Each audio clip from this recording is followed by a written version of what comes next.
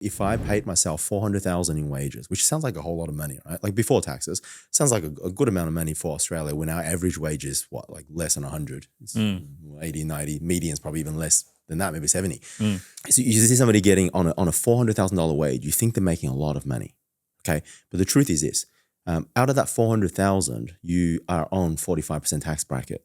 So you end up with about under 250, right? And then with that 250,000, that's our mortgages alone with the properties that we own, it works out to be 150,000. So we're left with like 60,000 of spending money. And then people can ask, well, how's it my fault that you have $150,000 worth of mortgage you have to pay? Okay. During COVID, when we shut down, I needed to sell one of those houses to get the business by. So, and if I didn't have that, the business would be shut. So when you have it responsible for the circulation of all these money, you have to have the responsibilities to keep it too.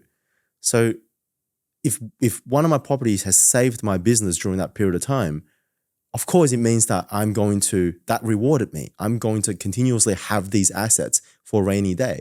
And that's not money that is gone to waste. I'm paying mortgages, the bank is making interest, and I'm providing housing.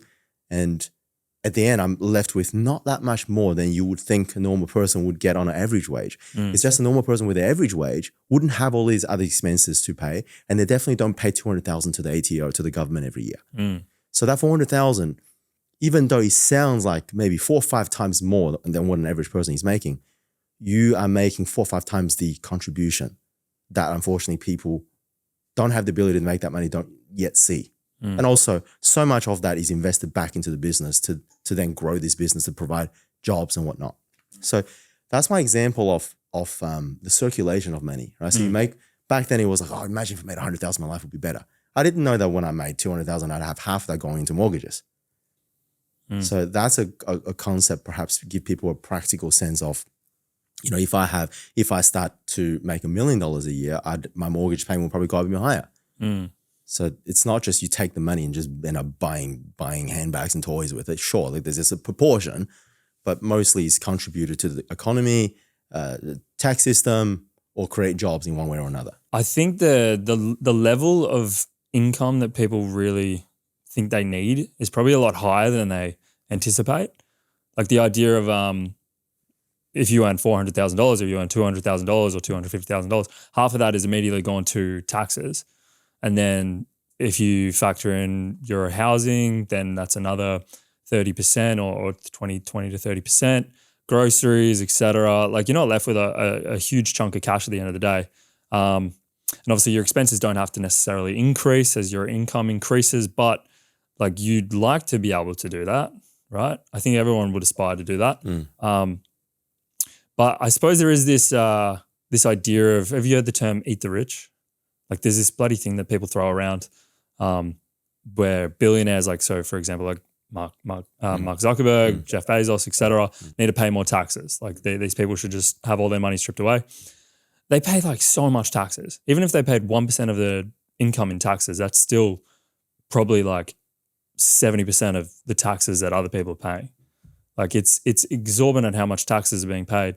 But there is this kind of push towards, I suppose, like more of a socialistic system. Like, how do you feel about that? Because nowadays in Melbourne, we have this kind of housing crisis that's going on, I suppose people would call it. But the taxes on secondary properties are now going up, even if it's like a beach house or something like that. So people have worked 40 years of their life to save some money, to live a good life, and all of a sudden they have to pay, geez, it's pretty expensive. Like if they own a home, it's like $20,000 a year on a secondary property. So that is kind of like a further push towards, I suppose, more of a socialistic system. Do you think that's good for the future of our economic success? Well, I definitely don't think it's good for a future of our economic success. It doesn't take a genius to figure that out. I think it might improve the quality of life for a certain amount of people, at least in the short term. And I have empathy towards the people that support this kind of viewpoint. But I think that a lot of these, unfortunately, comes from immaturity. And most of the people that support this viewpoint, I wonder how many of them actually have lived in a communist and socialistic society. Because this is where I came from, and this is where my family came from. This is why so many immigrants came to Australia for the free market. There's if they're not mature enough to understand the downsides of this viewpoint, they're not going to understand the quote that communism doesn't work because you eventually run out of someone else's money. That's the best way of describing communism I've ever heard. I think it's the immaturity of thinking that there is just a solution to this. There are no solutions, only trade-offs.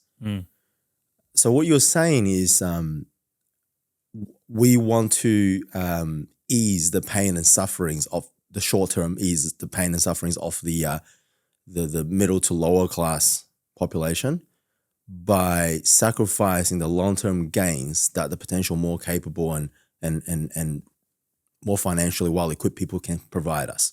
Yeah. So well, I suppose in this setting, it's not even that. It's just like people who are, I suppose, maybe upper middle class have been able to save enough money to afford a beach house or whatever, even if the beach house is like not overly expensive, like maybe it's in a completely random place, they still have to pay a sub-premium. If you say, there's so many comments on YouTube will just say like, well, at least you have one. Why do you get to have one? I don't. It becomes this thing where, well, life is supposed to be fair or something. Yeah. Everybody has problems with lives. And I'm sure that if they compare themselves to somebody in Africa, you don't get to say that. There are like billions of people that can say that to you if that's the case. That's why I don't get the victim mindset of that, because there are so many like more misfortunate people. The issue is that they think that for us to save the world, everyone has to suffer. That is a scarcity mentality of like, if I get it though, because growing up, putting myself in the victim situation, when you can't find your way out of something, when you're optimistic enough to find your way out of something, you want people to burn with you.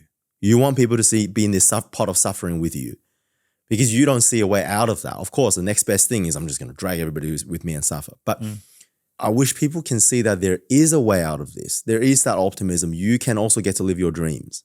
Other people can live theirs, but you get to live your dreams. So the short answer is I don't support that viewpoint. And I hope it's credible in a sense that I'm somebody that came from not much. I didn't even come from, I was going to call average middle. I wasn't even considered that. I was an immigrant. And I never lived in a house we owned.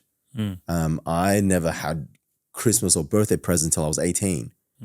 My dad at the best point was making $700 a week, right? And I didn't have paid education. Everything was paid for my own. But I have two hands. I didn't speak the language like most of the people here do. But I'm able to get myself to a position to earn the income of the top 5% of the population.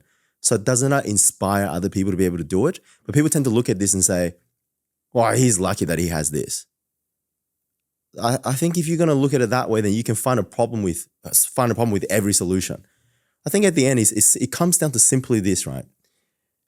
As insensitive as this sounds, there are people that turn their sufferings and whatnot into good, and the people that turn that into bad. The more of the good that you do, the more you can turn this around. So I think there's so many more people that's done more things than me, but we should just be examples of that. If somebody else has a holiday house at the beach, that should be inspiring that, I get to do that too, especially if these people did it without much support, So I think it's not good for the economy. I do think there's a time and place for it, but it's definitely not a long-term solution to, because you just end up with socialism where everybody has equal amount of things. That only exists in heaven where they don't need it. That's the same with another thing with communism. It's like it only works in heaven where nobody needs it.